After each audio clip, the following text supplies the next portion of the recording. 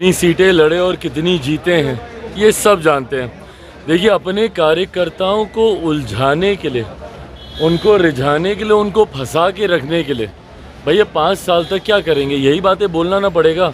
अब चुनाव हो रहा है, अभी अगस्त की डेट दी है, उसके बाद दिसंबर की देंगे, उसके बाद अगले साल की देंगे, फिर 1 साल की देंगे, फिर 1.5 साल की देंगे।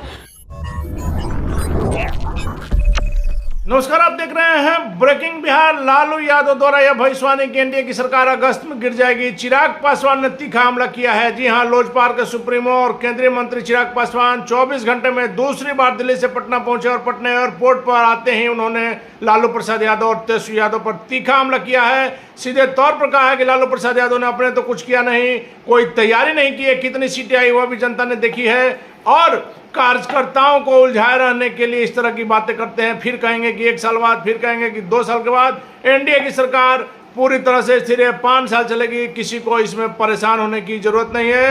और प्रधानमंत्री मोदी अपने सहयोगियों के साथ मिलकर के कड़ा फैसला लेंगे। क्या कुछ कड़ा फैसला लेंगे तो बताएगा, लेकिन तेजस्वी यादव के द्वारा भी जो लगातार अपराध को लेकर के ट्वीट किया जा रहा है, इस पर भी चिराग पासवान ने तीखा हमला किया है। आप सुनिए क्या कुछ कहा केंद्रीय मंत्री चिराग पासवान।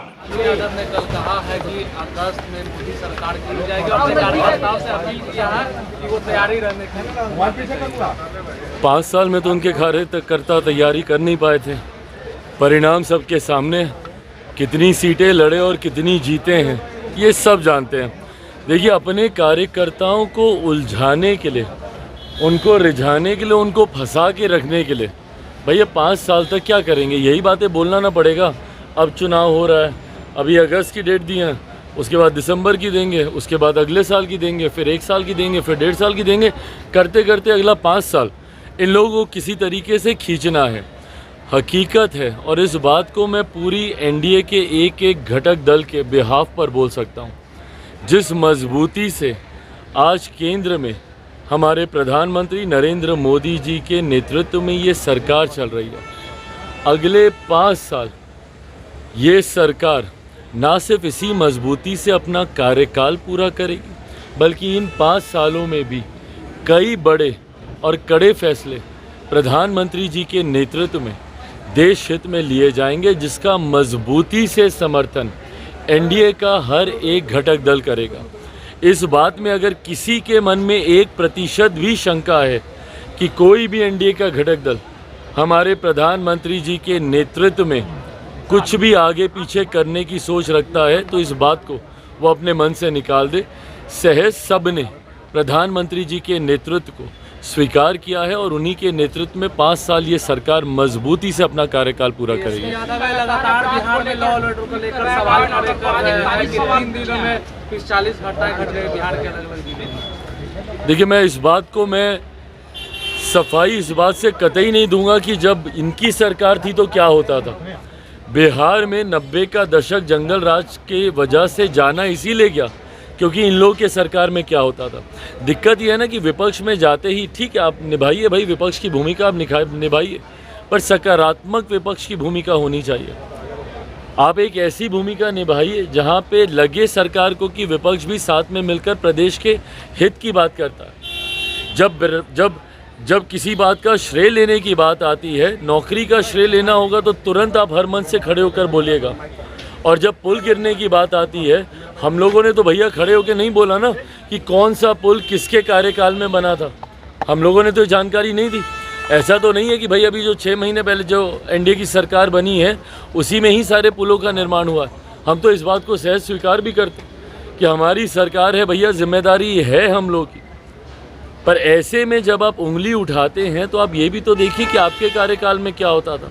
बनिस्बत उसके चीज़ों को बहुत बेहतर किया गया है और आने वाले दिनों में बेहतर किया जाएगा। लॉ एंड ऑर्डर हम लोगों के लिए भी चिंता का विषय है और हम लोगों ने भी इस बात के लिए मुख्यमंत्री जी से हम लोगों ने भी आग्रह किया है कि जिस तरीके से लॉ एंड ऑर्डर की चिंता का विषय है उस पर हम लोगों को चिंतित होकर कड़े कदम उठाने की ज़रूरत है। पुल गिरे उसको भी लेकर हम सब चिंतित हैं कि गुणवत्ता के साथ कभी किसी तरीके का कोई समझौता बर्दाश्त नहीं किया जाएगा। पर विपक्ष की भी जिम्मेदारी बनती है कि ऐसे में सकारात्मक भूमिका निभाए। राहुल गांधी वो आरोप लगाए थे कि रक्षा मंत्री पर कि अग्निवीर के शहीदों को मुआवजा नहीं मिल रहे, उस पर सेना के जवानों ने भी जवाब दिया है, ट्वीट किया है कि नहीं उनको पैसा मिले। भाई ये गलत तथ्यात्मक जानकारी सदन के पटल पर आप रखिएगा, और आज की तारीख में आप सिर्फ एक सांसद की भूमिका में नहीं है ना कि आप कुछ भी आए बोले और चले गए। आज की तारीख में से एक संवैधानिक पद पर आप बैठे हुए हैं। एलओपी की पद की एक अपनी गंभीरता होती है और उसको गंभीरता से लिए जाना ज़रूरी है। उस दिन एलओपी के तौर पर जो उनका पहला संबोधन था उसमें तमाम गलत तथ्यात्मक जानकारियां उन्होंने सदन के पटल पर रखने का उन्होंने काम किया। जिस तरीके से व्यक्तिगत टिप्पणी एक एलओपी होने के नाते उन्होंने प्रधानमंत्री जी पर की, उन्होंने चेयर पर की, और जिस तरीके से अलग अलग धर्म में आस्था रखने वाले लोगों की आस्था के साथ उन्होंने खिलवाड़ करने का काम किया। कभी महादेव की तस्वीर को लहराना, कभी अलग अलग धर्म की तस्वीर को लहराना, और उसके बाद जितने धर्मगुरु हैं उन्होंने सामने आकर उससे अपनी असहमति दर्ज की। उसी क्रम में उन्होंने तमाम ये गलत तथ्यात्मक जानकारी रखी। जब उन्होंने अग्निवीर का जब उन्होंने जिक्र किया, उसी वक्त केंद्रीय रक्षा मंत्री आदरणीय राजनाथ सिंह जी ने खड़े होकर उस बात का खंडन करने का काम किया।